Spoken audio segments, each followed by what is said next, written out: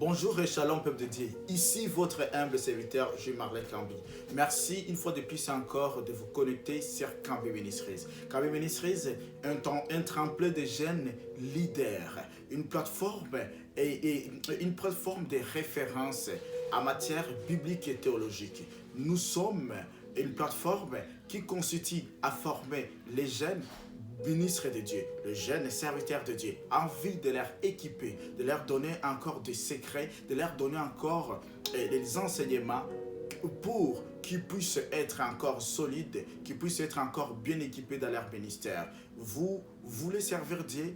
Vous manquez quelque chose et vous avez besoin encore d'être équipé spirituellement, d'être équipé sous l'autorité et la puissance du Saint-Esprit, mais également au travers de ce que Dieu nous a fait grâce, des connaissances que Dieu nous a données, mais également au travers de nos partenaires. N'hésitez pas de nous contacter, n'hésitez pas également de nous suivre, vous serez exactement et excellemment édifiés. Une fois de plus encore devant vous dans le cadre de ce mois de la moisson. Nous sommes dans le mois de la moisson, le mois de la Pentecôte, où Christ nous a dit d'abord, allez et faites de toutes les nations, de tous les peuples, les disciples de Dieu, en les baptisant au nom du Père, du Fils et du Saint-Esprit. Et dans Marc, on dit à ceux qui vont croire.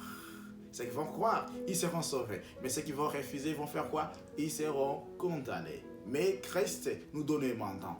Dans ce mandat que Christ nous a donné, il nous a donné un mandat de faire les nations ses disciples. C'est ainsi que Cambi Ministries aussi veut faire, s'inscrit dans cette mission de la grande commission instaurée par Jésus-Christ, envie de faire, vous, jeunes chrétiens, des leaders, afin de faire de vous des leaders chrétiens. Mais nous voulons juste constituer ces tremplins, constituer ces moyens que Dieu a mis à votre disposition. Sans toutefois tarder, j'aimerais aujourd'hui parler en ce qui concerne cette pensée biblique, cet enseignement biblique concernant la moisson. J'aimerais parler en ce qui concerne la moisson. Lorsque je parle de la moisson ici, et je parlais surtout à ce qui concerne spécialement ceux qui ont rétrogradé dans la foi. Les rétrogradés dans la foi. Nous allons lire la parole de Dieu lorsque nous regardons dans Galates, le chapitre 5, le verset 7. La Bible nous dit très clairement, la version du Sévère, nous dit ceci. Vous couriez si bien.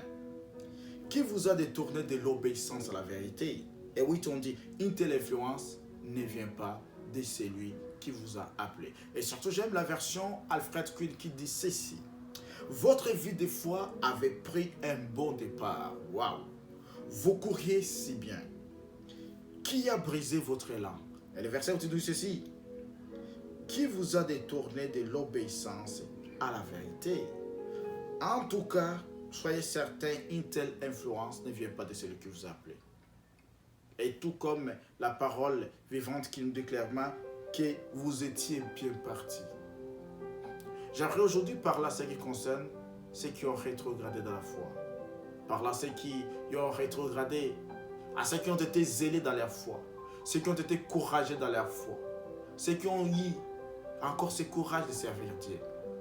Alors, en parlant du mot ou de ce verbe rétrogradé, ceci signifie, j'aimerais parler surtout des 4 importances, 4 significations et 4 sens, surtout qui sont rattachés à ces verbes ou à ces mots.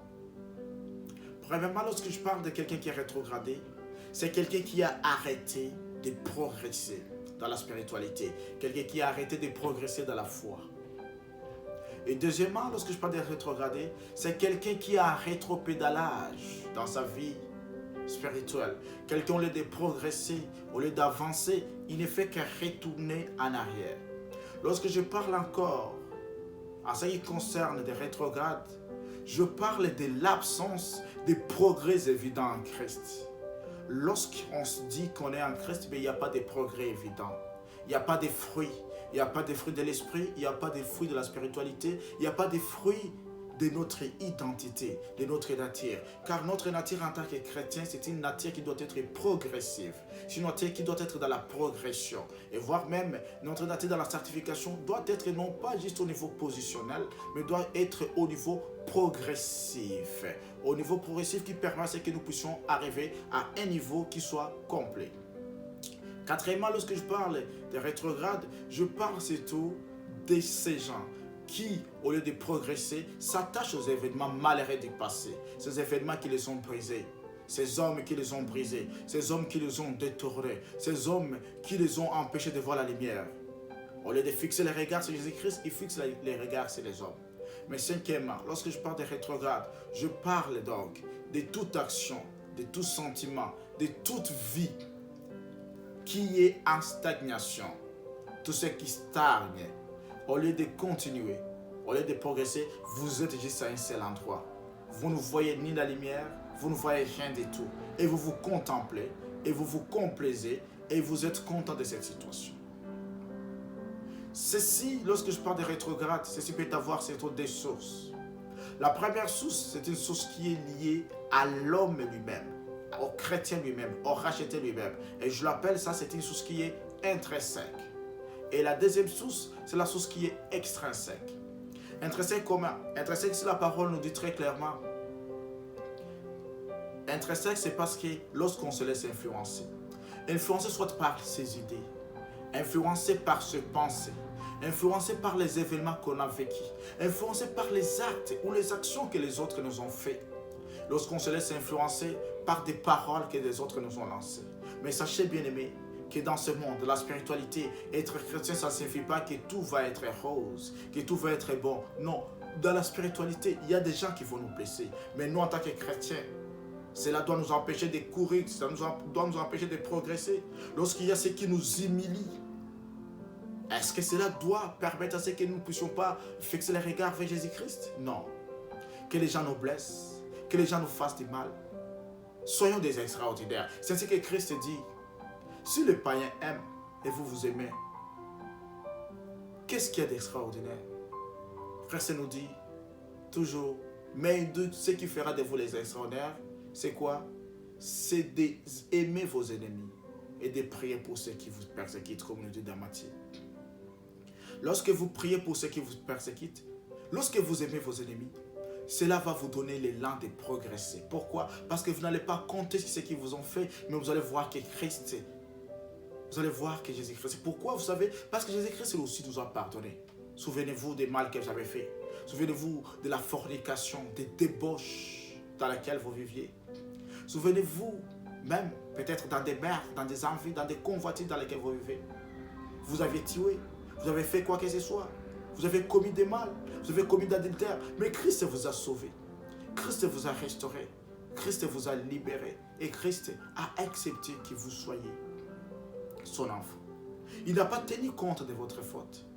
C'est ça la grandeur de Jésus-Christ, que Jésus-Christ nous appelle, de ne pas voir les événements malheureux du passé, de ne pas voir ces gens qui nous blessent, de ne pas voir ces gens qui nous persécutent, mais de prier pour eux, de les aimer, d'aimer nos ennemis. Je sais que c'est dur, je sais que c'est difficile. Quelqu'un qui vous a fait du mal, quelqu'un qui vous a brisé, quelqu'un qui vous a humilié, quelqu'un qui a détruit votre vie, quelqu'un qui a détruit votre ministère, quelqu'un qui a détruit tout. Mais cela ne vous donne pas également le droit de rétrograder de la foi. Parce que ce n'est pas celui qui vous a appelé. Ce n'est pas celui qui a été pour vous. C'est Christ qui a été pour vous. Alors, la deuxième chose que je vais parler, c'est la chose qui est extrinsèque. C'est ainsi que l'apôtre Paul nous dit que cette influence ne vient pas de celui qui vous a appelé. Cette influence, comme je l'ai dit, elle vient soit de vous, elle vient soit de l'extérieur ou d'une manière extrinsèque. Extérieur, pourquoi? Parce que extérieur, lorsque on se laisse influencer par des fausses doctrines. Aujourd'hui, les fausses doctrines pilulent partout. Et ces fausses doctrines, vous savez, font balloter les hommes dans tout vent des doctrines. Et partout vent des doctrines. Ces fausses doctrines également vous empêchent d'obéir à la vérité. Et si l'apôtre Paul parle, c'est surtout de ces gens qui se fiaient, qui obéissaient aux judaïsants, qui leur parlait que la loi était importante que la grâce. C'est ça le contexte. Mais l'apôtre Paul lui dit que c'est lui qui vous a appelé la source de la grâce. C'est celui vers qui nous devons tendre toujours nos regards. C'est celui vers qui nous devons projeter nos regards. C'est celui vers qui nous devons regarder. C'est celui vers qui nous devons croire toujours. C'est ce que je vous prie, je vous implore. Que ce soit ce qui se sont produits dans votre passé. Que ce soit ce qui arrive présentement. Ayez le même élan, ayez le même zèle de courir, de marcher avec Jésus-Christ. Et quand vous marchez avec Jésus-Christ, comme l'a dit Abraham, marchez devant sa face et demeurez toujours intègre.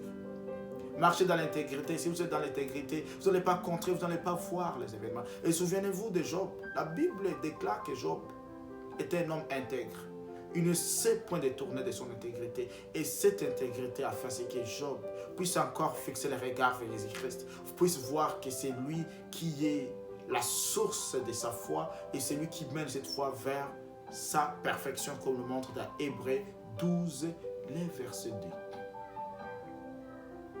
Fixons le regard vers Jésus-Christ. Et ces sources extérieures, troisièmement, outre les fausses doctrines, ces sources extérieures également, ce sont des sources qui nous font juste apporter quelque chose qui est passager. Ne regardez pas ce qui est passager, qui vous détache de Jésus-Christ. Tout ce qui est passager qui vous détache de Jésus-Christ, abandonnez-les. Séparez-vous de tout cela. Pourquoi? Parce qu'il y a une gloire qui nous attend. Il y a une gloire qui nous attend. Il y a des merveilles qui nous attendent. Et ces merveilles sont, si je peux me répéter de la tautologie, sont merveilleuses. Et ces merveilles sont inouïes, jamais vues, jamais entendues. Ces merveilles sont incomparables. Parce que la gloire, et c'est ce que Christ nous parle, les légères afflictions du temps présent ne peuvent pas être comparables à la gloire à venir. Que ces afflictions que vous avez vécues, ces persécutions, ces mépris, ces moqueries ne puissent pas vous empêcher de courir, de marcher avec Jésus-Christ. Ne rétrogradez plus, peuple de Dieu. Souvenez-vous de cet élan, de ces ailes qui vous animaient quand vous partez même en hiver, même en été, sous un soleil accablant où vous vous agenouillez, vous priez les créateurs de toutes choses. Souvenez-vous de ce premier amour. Que cet amour ne soit pas perdu à cause d'un homme. Que cet amour ne soit pas perdu à cause d'un événement. Que cet amour ne soit pas perdu parce qu'il y a des choses qui se sont produites, qui se sont arrivées dans votre vie. Je sais que des choses peuvent arriver dans notre vie. Je pense à ceux qui ont perdu des êtres les plus chers. Ils peuvent dire que non, pourquoi moi? Mais je pourrais vous dire que l'amour de Christ dépasse tout. Quand l'apôtre Paul nous dit que rien ne pourra me séparer de l'amour de Jésus-Christ, le Christ est crucifié, le Christ est glorifié. Que ce soit la nudité, que ce soit la mort,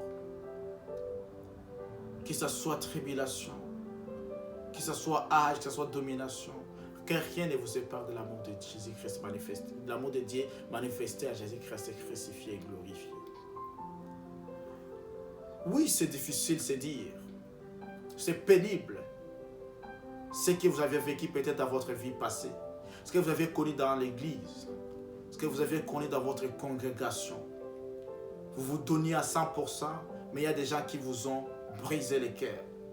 Vous vous donniez à 100%, vous donniez vos offrandes, vos dîmes, mais les gens ont toujours été irreconnaissants. Peuple de Dieu, que les gens soient irreconnaissants pour ce que vous avez fait, mais sachez que Dieu est reconnaissant. Vous savez pourquoi?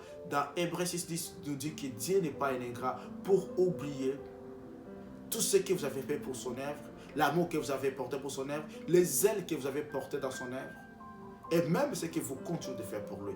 Et si c'est le cas, gloire à Dieu. Mais si vous avez cessé de ce que vous faites pour lui à présent, je vous inviterai, je vous demanderai encore, au regard de cette parole, de contempler, de compter, de voir Jésus-Christ. Jésus vous aime. Il vous aime d'un amour incomparable. Il vous aime d'un amour qu'on ne peut jamais, inégalable, d'un amour sans pareil.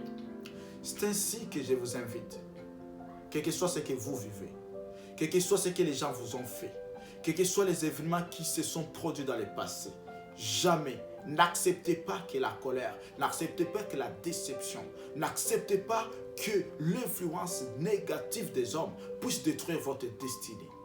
Votre destinée est chère et chèrement acquise par le sang de l'agneau, chèrement acquise par la puissance de Jésus-Christ, chèrement acquise par le sacrifice sanglant. Jamais n'acceptez pas que personne vous fasse rétrograder dans la foi.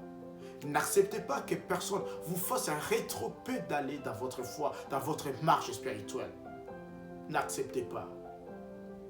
Et si cela est arrivé, trois choses, trois secrets que je vous dirais. Premièrement, demandez pardon à Dieu. Dites à Dieu, Dieu pardonne-moi. J'étais ignorant, je ne savais pas. Je me suis plus basé aux événements du passé. Je me suis plus basé, focalisé sur ce que les hommes ont fait. Je me suis plus focalisé sur le mal que j'ai subi. Mais dès aujourd'hui, je demande pardon, Père. Et je vais transformer ce mal en bien. Je vais transformer tout ce que les gens m'ont fait. Je ne vais pas leur payer, mais je les confie à toi. Deuxièmement, confie tout ce que vous vivez, tout ce que vous avez subi entre les mains de Dieu. Vous savez pourquoi? Parce que Dieu est le saint et le seul et unique juge. C'est celui qui attribue, qui juge à chacun selon ses œuvres. Ceux qui ont fait le mal, sans se repentir, ils auront affaire avec Dieu. Mais vous, ne jugez pas. Vous, ne vous inquiétez pas de tout cela. Dieu lui-même prendra soin de vous. Et comme il est dit, il a dit aux enfants d'Israël, gardez silence et je combattrai pour vous. Troisièmement, après avoir demandé pardon, après avoir confié toutes choses à Dieu, troisièmement, fixez les regards vers Jésus-Christ. Si vous fixez les regards vers Jésus-Christ, donc vous focalisez toute votre vie, toute votre attention, tout votre être, toute votre existence en Jésus-Christ. Vous savez-vous pourquoi? Parce que Jésus-Christ, dans la version du Semeur de Hébreux 12:2 dit, parce que Jésus-Christ, c'est la source d'abord de notre foi. Et c'est lui qui mène notre foi jusqu'à la perfection, jusqu'à sa perfection, selon notre version. Jésus-Christ, c'est la source de ta foi. Fixe les regards vers lui. Celui qui fixe les regards vers Jésus-Christ, donc signifie ne pas se détourner ni à gauche ni à droite, ne pas se détourner ni ce que les hommes font, ni ce que les hommes vous ont fait, mais juste vous focaliser, juste faire le focus vers lui. Et Jésus-Christ, si vous fixez les regards vers lui, il ne permettra pas qu'aucun de tes pieds puisse chanceler. Et il agira dans toutes choses. Quatrièmement, vous avez rétrogradé. Dites chaque jour à Dieu de vous redonner cette joie perdue, de vous redonner cette jouissance. Et quatrièmement, et cinquièmement plutôt, sachez que vous n'êtes pas les seuls. Tous ceux qui ont précédé dans la Bible ont connu d'humiliation, ont connu des revers, ont connu des problèmes de difficultés. Souvenez-vous de Jephthé, refusé, rejeté dans sa famille parce qu'il était l'enfant d'une prostituée. Mais son histoire, les dénouements de son histoire lorsqu'ils étaient en problème sont partis le chercher. Souvenez-vous de Anne qui a été humiliée. Elle n'a pas rétrogradé dans sa foi. Elle a continué dans sa marche et vers sa marche. Souvenez-vous de Sarah, de Rebecca qui étaient stériles, mais elles n'ont pas rétrogradé. Elles ont continué dans leur foi. Elles ont continué sur leur chemin. Souvenez-vous de David qui vient de faire un exploit anti-Wa Goliath, mais qui a subi une haine qu'on ne peut pas qualifier, qu'on ne peut pas décrire, indescriptible. Mais il n'a pas failli, il n'a pas rétropédalé, il n'est pas retourné en arrière. Il a toujours progressé avec Jésus-Christ. Pourquoi? Parce qu'il sait, comme il dit toujours dans le psaume, j'ai été jeune, j'ai vieilli et je n'ai jamais vu un juste être abandonné par Dieu. Ni même sa postérité mentit. Parce que, peuple de Dieu, lorsque nous sommes en Christ, nous marchons avec lui, lorsque nous ne laissons pas décourager par les événements du passé, c'est là où nous acquérons la maturité. Et c'est là où nous voyons la main de Dieu. Et c'est là où nous contemplons la fidélité de Dieu. Que ce soit les événements, que ce soit les hommes, sachez qu'il s'agit d'un tremplin vers la gloire. Et si vous ne vous laissez pas briser par les événements du passé, comme le dit Isaïe, ne vous souvenez plus des événements du passé. Car dans le désert, Dieu va faire jaillir de l'eau. Dans les rochers, il va aplanir les sentiers où vous allez passer. Dans les déserts où il n'y a rien, Dieu vous donnera des sources abondantes de joie, de paix, de tranquillité. Et il vous fera voir la gloire. Dans ce désert, il vous fera arriver à la terre promise. Et vous verrez cette promesse réellement et sérieusement s'accomplir. Ne vous laissez plus abattre par les événements du passé. Ne rétrogradez plus spirituellement. Priez la puissance du Saint-Esprit puisse vous guider, vous garder. Priez que la puissance du Saint-Esprit puisse être votre partage.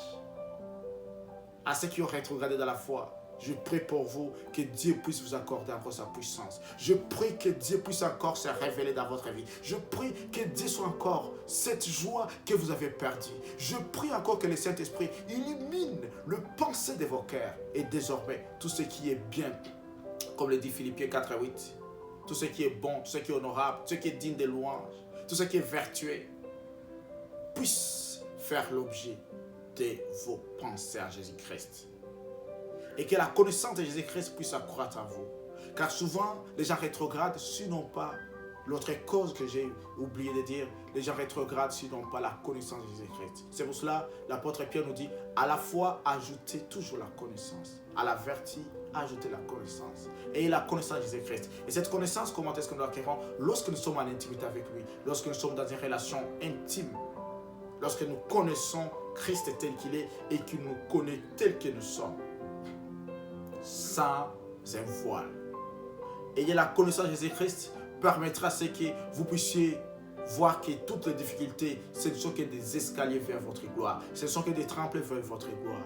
Ne vous laissez plus abattre par les événements du passé. Ne vous laissez plus abattre parce que les hommes vous ont fait. Ne vous laissez plus abattre par les difficultés. Ne vous laissez plus abattre par ce que vous vivez. Ceux qui sont volitifs, ceux qui vous ont été imposés, ou ceux qui viennent de vous. Christ est ma vie. Et la mort m'est un gain. Comme le dit l'apôtre Paul. Mourir en soi. Faire mourir votre être. Faire mourir tout ce qui n'a pas d'importance. Vous allez gagner Christ. Faire mourir votre être, votre nature charnelle vous permettra de gagner Jésus-Christ. C'est pour cela que je prie, ne rétrogradez plus. Mais demandez pardon à Dieu. Comptez sur Dieu. Fixez les regards vers vous. Référez-vous de tous ceux qui ont vécu ces situations et la manière dont ils se sont en sortis. Et ayez la connaissance parfaite de Jésus-Christ. Permettez à ce que vous allez vous en sortir. Merci beaucoup. On se revoit pour la suite. Soyez bénis. À très bientôt. Merci. Ciao.